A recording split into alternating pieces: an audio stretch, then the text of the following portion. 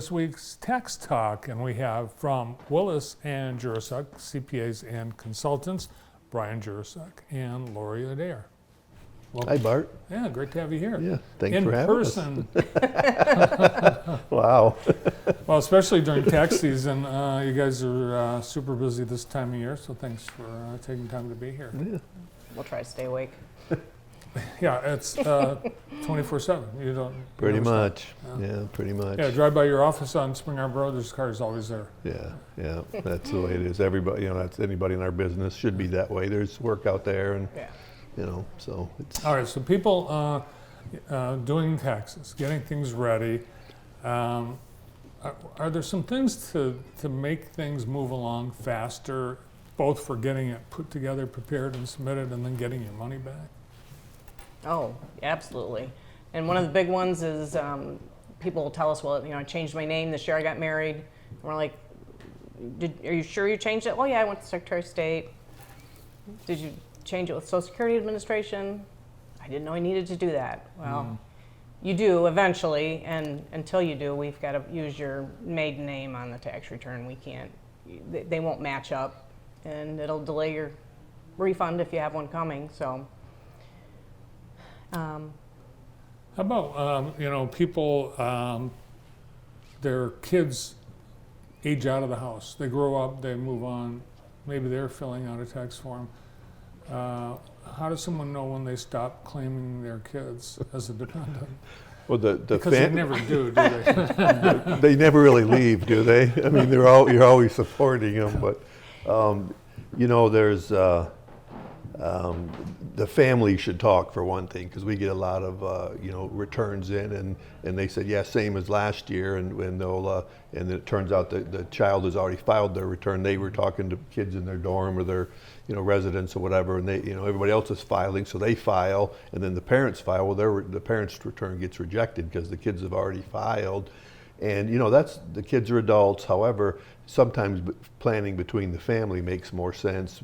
You could get a bigger refund in the family sense and just share that wealth kind of in between yourself after the refunds have been received. So, so we suggest that there's a family moment, and you just discuss that beforehand. Even if you're not talking, talk about this. Right. Divorce situations happen. Yeah. Or if people bring in shoeboxes, is it okay if people bring in a shoebox of stuff? We do that. We have clients that do that, but they pay for it. I mean, we're a time-based, service provider, so we have some clients that really are afraid of taxes, and they just throw everything in a box and bring it in bags, big boxes, and we sort through it, and those returns cost a lot more than somebody that fills out an organizer, for example. So.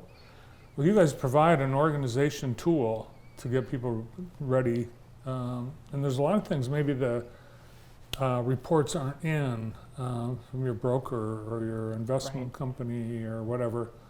There's a deadline, but They don't always make the deadline, right? They show up when they show up. So, yeah, we encourage people, if you think you've got everything else, you're waiting on just a couple pieces, to bring it and let us get started on it, and then just let your preparer know that, hey, there's going to be one more piece coming, but we'll get it all ready, and then we just have to drop those few numbers in and it's done. So I remember years ago the question was, which form do I file? Do I itemize my deductions? Do I take the standard deduction? That's still a top question today. Well, not as much, because with the tax law change in 2017, the standard deduction, they raised it substantially. So we find a lot of our clients cannot use the itemized deductions. They get the standard deduction, which is around 30 grand if you're married filing jointly. So that means if you don't have like a substantial amount of interest and charitable donations, along with the limit of like 10 grand on your property taxes and state income taxes, which the 2017 tax law also imposed, that many of our clients just can't itemize. So it made it simpler from that regard. So when you're thinking about what documentation I need to bring to your tax preparer, do I need to get all those charitable receipts? Do I need to save all my medical slips? all that kind of information, because you're not going to be able to use it anyway. Now, that tax law, the 2017 tax law, sunsets in 2025, so we may be going back to the old rules. So we're a little hesitant to say, just forget about all that stuff, don't worry about it ever again, because in 2026 we may be saying, hey, where's your charitable receipts, where's your medical receipts, and so forth, and your property taxes, and so forth and so on. So last year we had a year, for the most part, where the interest rates were higher, both for people paying interest and receiving interest. How much of an impact will that have on tax prep this year? Well, the preparation is about the same, meaning that, you know, we still need that documentation, but what we're finding is, like, some of our clients must have had money stored under the mattress because their interest income went up exponentially. We know that, you know, most people that are paying attention to their financial health have checked on interest rates, and maybe you got 0.5% in 2022, and now you can get 5%, you know, on a CD. So your interest could be up tenfold, and we're having clients that are up substantially more than that. So good for them that they're paying attention and able to take advantage of that. And with that, more in interest income, it's taxable. Correct. You mentioned health savings accounts, benefits, health benefits, Social Security. All people might be into something new in the past year. What do they need to be? Well, just take advantage, you know, pay attention with your employer if there are tax vehicles out there to help save some funds, you know, the HSA, that you put your money away and get it tax deferred. You're probably going to use it for medical bills and stuff anyways. Might as well not pay tax on it first and then pay your medical bills. So we do encourage people to look into that and make sure they're taking advantage of whatever's offered. Gambling is legal now on anything and everything. Everything, yeah. I mean, we have had, you know, the lottery, Right. but people can, it's just so much more prevalent. Are you seeing people that are winning like above board, you know, at a casino or some other bona fide way that they now have taxes they have to pay?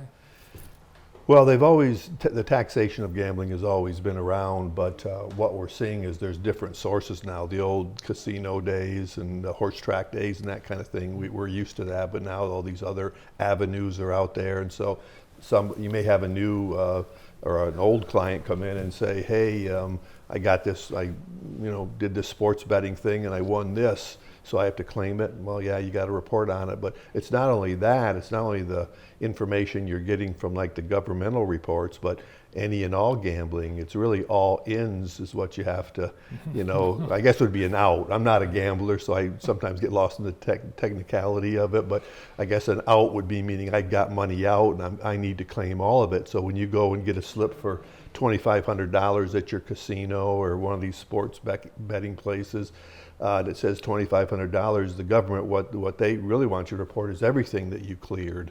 So you may have made like 10,000 and you reinvested 20, but you need to claim the 10, and you can only deduct 10. You can't deduct the net 10 that you might have lost in my earlier scenario there. So. And that's, something like that, that's you got to take it on face value. If someone says, it took me $2,000 to get this $2,500 cash payout, can you claim losses?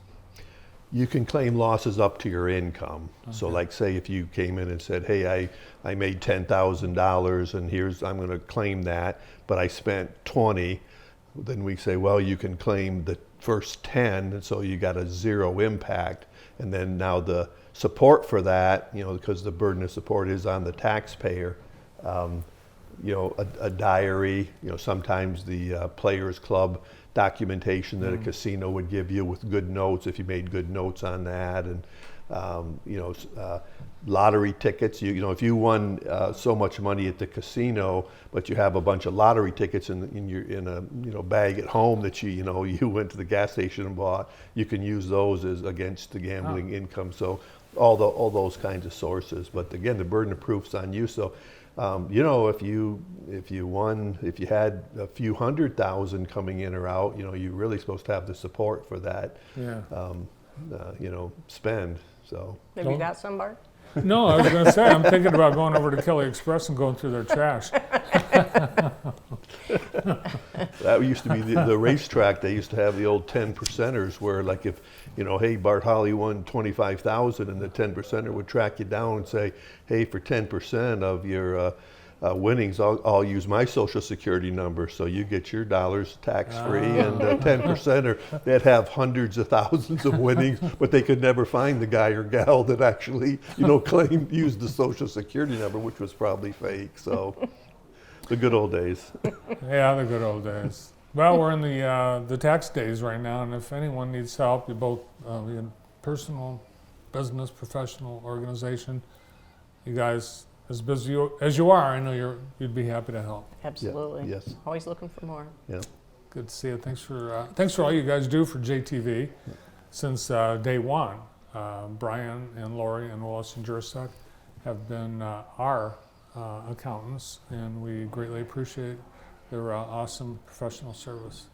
Thank you. We're glad to be Thank you. part of your organization, Yeah. Bart. Yeah, you guys have done a lot for the Jackson community, and at a time when you guys started, when a time when the country was going through a rough spell, and you guys, you were there. That's what we need, is positive encouragement, and that's what you guys provided. So thank you. We appreciate it. Thanks so much. Great to have you here. Yeah. Thank you. Bart.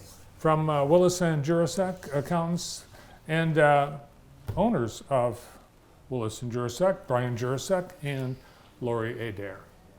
Up next,